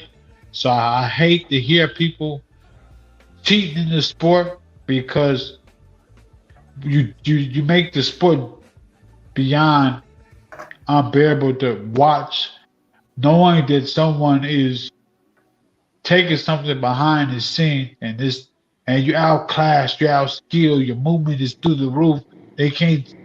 It's just something like I say. There's some fighters out there that make you eyebrows go up because you would say the way these people enter the ring, it's like they don't have a worry in the world. They don't think about that they sleep right. They don't even think about nothing. All they think about going there, and the fight may last 1 round, 2 rounds. They like, man, this is easy work. And you're like, man, why is it so easy for this guy? Why is he preparing right? Or is this people on something? But like you say, it's in the sport. People do it, whether it's illegal or I just want to always keep it real. I love the sport of boxing. My old man brought it to my attention. My pop brought it to my attention. He passed away. A fantastic dude. I can't say nothing wrong about him. Brought me to the boxing game. He was a janitor, and I stayed in the sport only because I like to see that man smile. I like to see that man happy. I like to see him speak positive on the sport of boxing. So that's why I stayed So, but my pop passed away. I'm like, man, ain't no way he passed away. I was Curry was heartbroken, boy. I was tore up. But man, he's a good guy. But like you say, the sports can do a number on if you don't pay attention to your people or your surroundings. Go ahead. Or people who want your best interest. Yeah. James, I got a question. One more thing about Canelo. Is it true that for whatever reason, I guess when Victor Ortiz was coming up, they offered Victor Ortiz a fight with Canelo. He never even fought at 154 pounds, and they tried to give him all kinds of money, but the fight never happened. But they tried to offer you less money. And can you talk on that? Well, to be honest with you, man, like I said, I practice not lying, man. I know nothing about Victor Ortiz fighting Alvarez, and if they did say something about them fighting, he didn't take the money because he was like, well, maybe the money wasn't right Hmm. because you don't know what dollar they're gonna tell the public versus what the people take in. You know what I'm saying? Which they could say, which is all public record. Like you can find it out if you look into it. But I could tell you, I gave you 10 million, and I gave you 2 million, and I could say whatever. Or the records can say he took in 9 million, and a person took in, you know, nothing really. So it's always is a yin and a yang for something. Because you could be behind with something, and they could be like, oh yeah, we're gonna cover this and do whatever and give you this and make all this good stuff for you. You're not gonna take in 10, you're gonna take in this. And you're like, oh well maybe think about it, oh cool. We still get paid, still making this, doing this. It's a great thing. And it don't work out the way you think it's gonna work. And it's like, damn, what? So like I say, man, everything that I speak on when it comes to the fighter himself, you say he may have the resources and have the income to do these things. You couldn't do it by yourself. That's all I can say. And then for my team, they act like they punch drunk or don't know they ass them holding the ground. Fight night, it's like, come on, bro. What's really going on? Mm-hmm. This ain't nobody's first day at the park. Been in training camp the whole entire time. No one is clueless to anything. But certain things you can't do or you won't do, it's like, oh, damn. This is what we get to. This is how it goes down. But It's a dirty game, brother.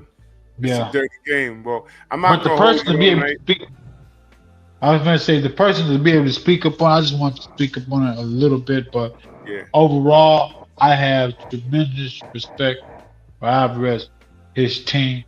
They did exactly what they do to annihilate and take advantage of the situation.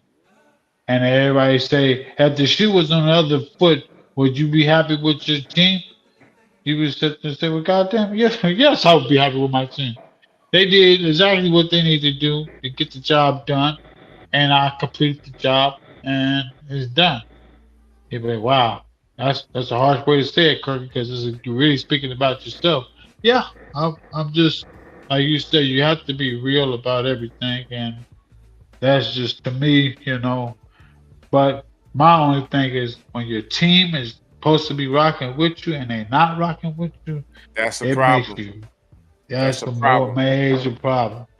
It makes you want to sit there and say, which one was in my corner and which one wasn't? Who was getting paid at the table and who wasn't? I mean. But overall, I love the sport. I still feel like it's a fantastic sport. Still in it. I wish I can actually get me a fight as soon as possible. But they say, hey man, you're at a certain age, man. You better give it up. If you can't move the way you used to move. Better believe I can. And when you stay active, keep your body alive, man. You can still always do anything. So it is what it is. Well, James, man, I really appreciate your time. We learned a lot. We learned a lot, Yes, man. sir. And we definitely gonna have you back. We like doing panels with you pros. There's a lot of Yes, friends on sir. the Yes, show. sir. So we're gonna have you back. We want the expert opinions, man. Yo, James, I'm gonna get your number from Ant. You know what I mean? So Awesome, awesome. Get at me anytime, man. Thanks for having me, y'all. man, And thank good you to see so much, everybody brother. on the channel. Absolutely, man. All right, brother. I Have a good appreciate it. one. Thank you Be so much. blessed. Thank you, you. James. Appreciate you. All right, boss. Yeah, bro. man. That was an eye opener, brothers. That was an eye opener. Ant, your thoughts, your final thoughts on that, bro.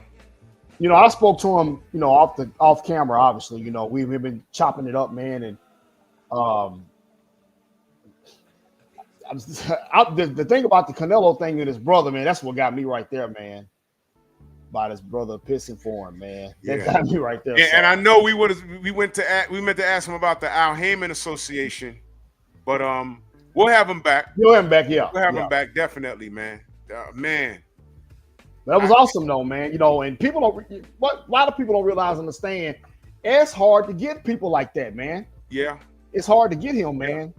You know, so man, I've been scratching and clawing, man. Finally got him. You know, so it's tough, but we got him. And once again, a bomb was dropped. Nuclear. A nuke. And before you Canelo fans that ghost watch me to say, oh, well, who cares? What does his record have to do with it? The man's not lying. Why? Your man Canelo popped.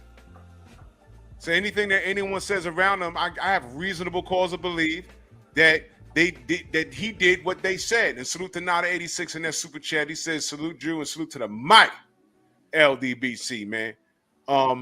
I know you got to run, Trick, man. I appreciate you. Let everyone know how they can find you. Trick Noty, Trick _ Noty on Instagram, Anthony Carter on Facebook. That's my government name. Y'all hit me up. Well, we can chop it up. It don't matter. But I say, man, it was a blessing being here, man.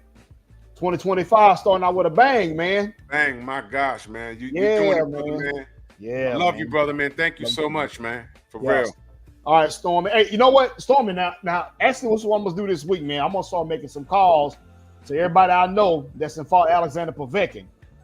Make some calls. we gonna stump, man. Hell yeah, man. I already spoke to Michael Hunter.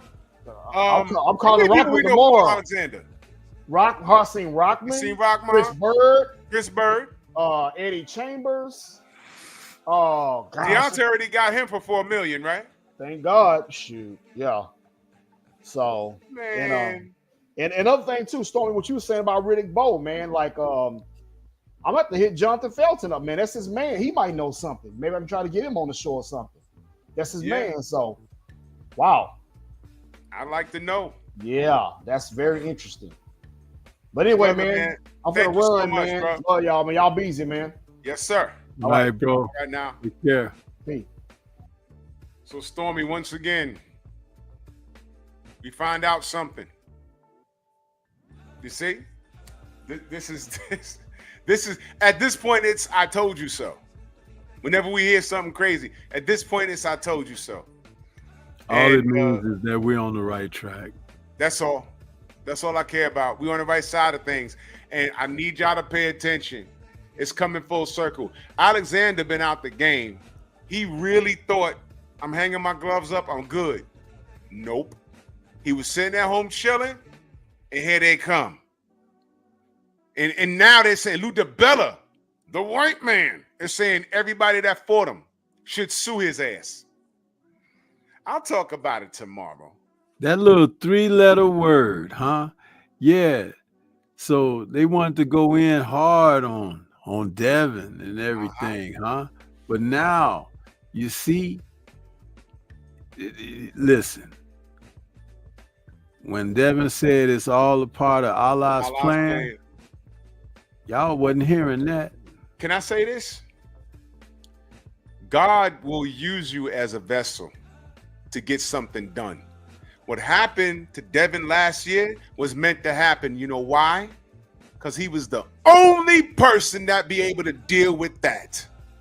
Because I can't think of anybody in that division that have handled it the way Devin handled it. He's the only one. Same thing I'm saying about Deontay. Can't nobody would have done that. So there's fighters that Fury would have did that too, and they'd have had to chase his ass. He'd have to go right to the airport because I know boxers that would have shot him. He wouldn't have made it. He wouldn't have made it. They'd have got on some gangster stuff. And I keep telling y'all really think Fury got away with it? They're backdating Alexander's box rec 10 years? 10 years? And Fury might have a worse record than Povetkin. Bro. As far as what we're talking about, the subject, yeah. And, wait a minute. Lou DiBella said everybody that don't fought forget him. who he was in bed with. Oh yeah. Oh yeah. Now watch this. Yeah, oh yeah, we're talking Bob Arum, Daniel Kinahan, Eddie Hearn. All of them had something to do with it. And watch this.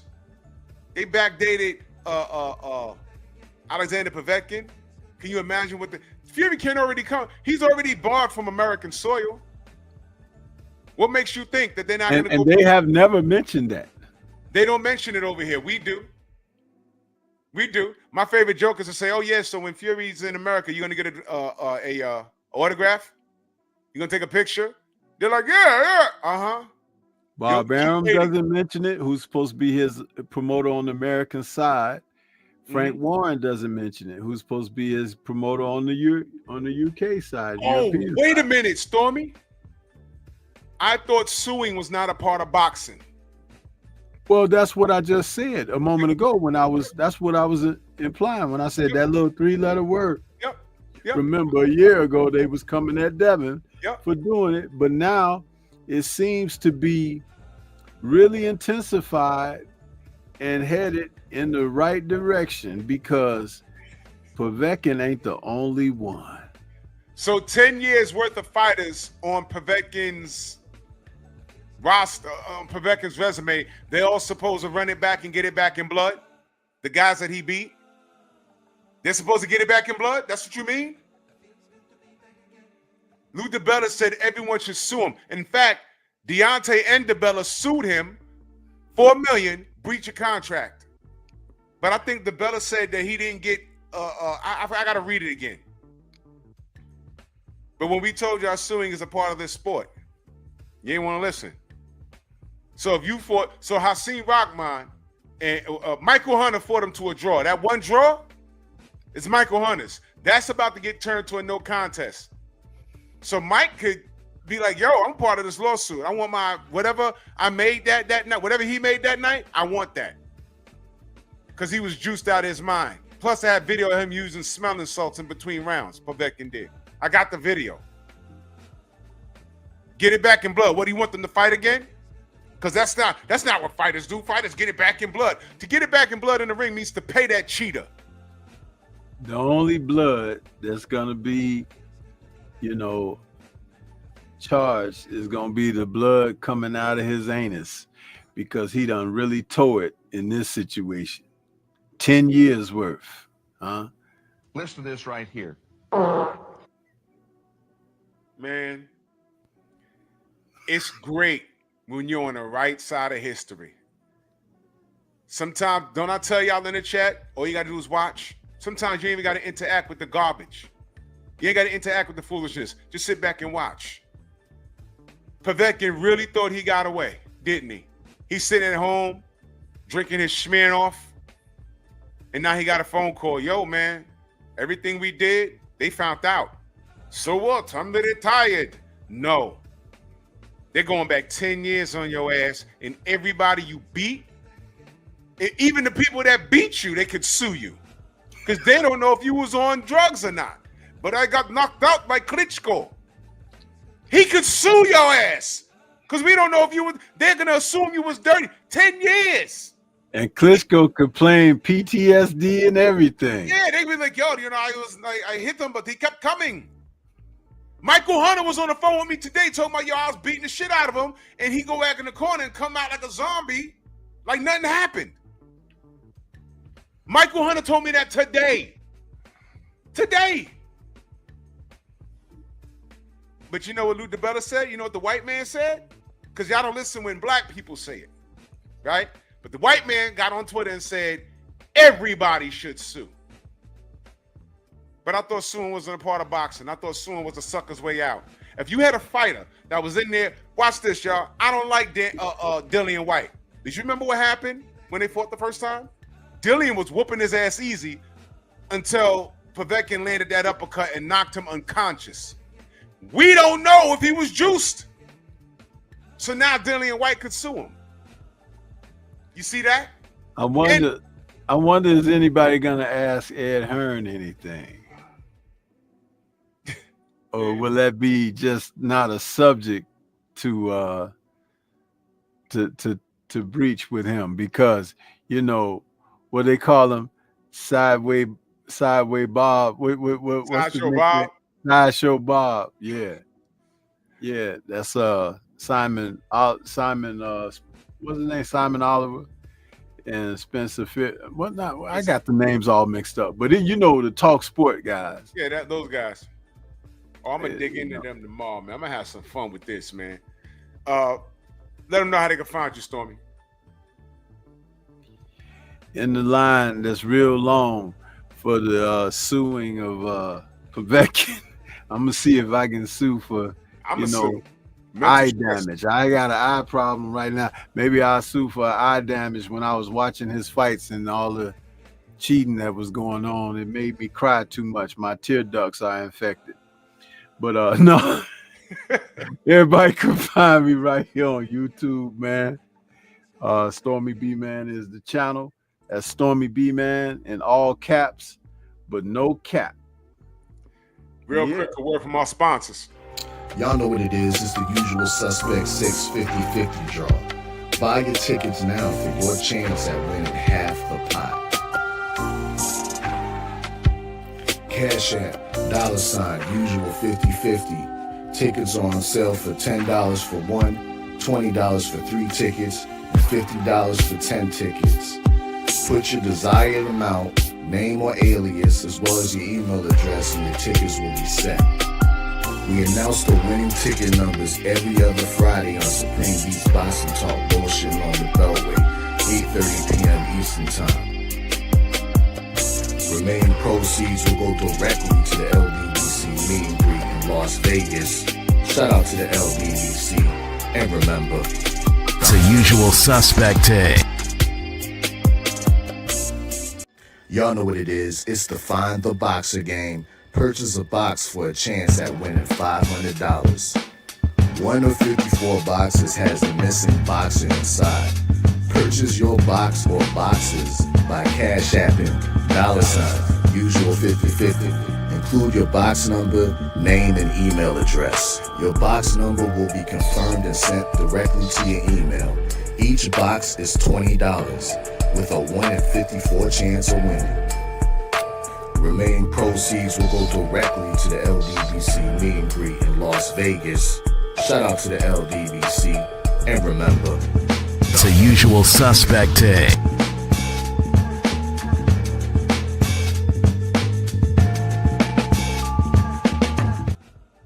What we got on Nerds tomorrow?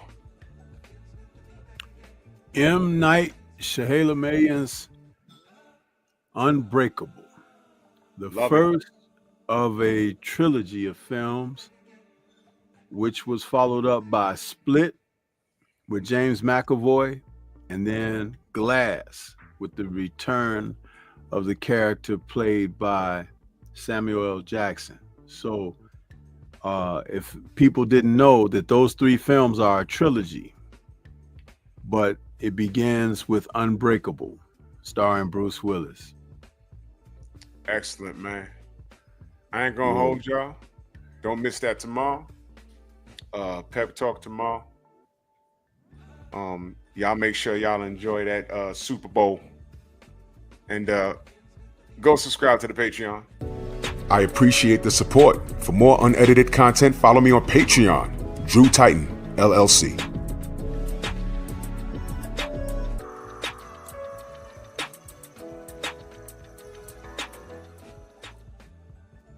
Everything's raw and uncut over there. Feels great. Enjoy the Super Bowl, y'all. Bronx on deck. Move!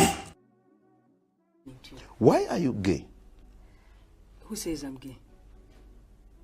You are gay.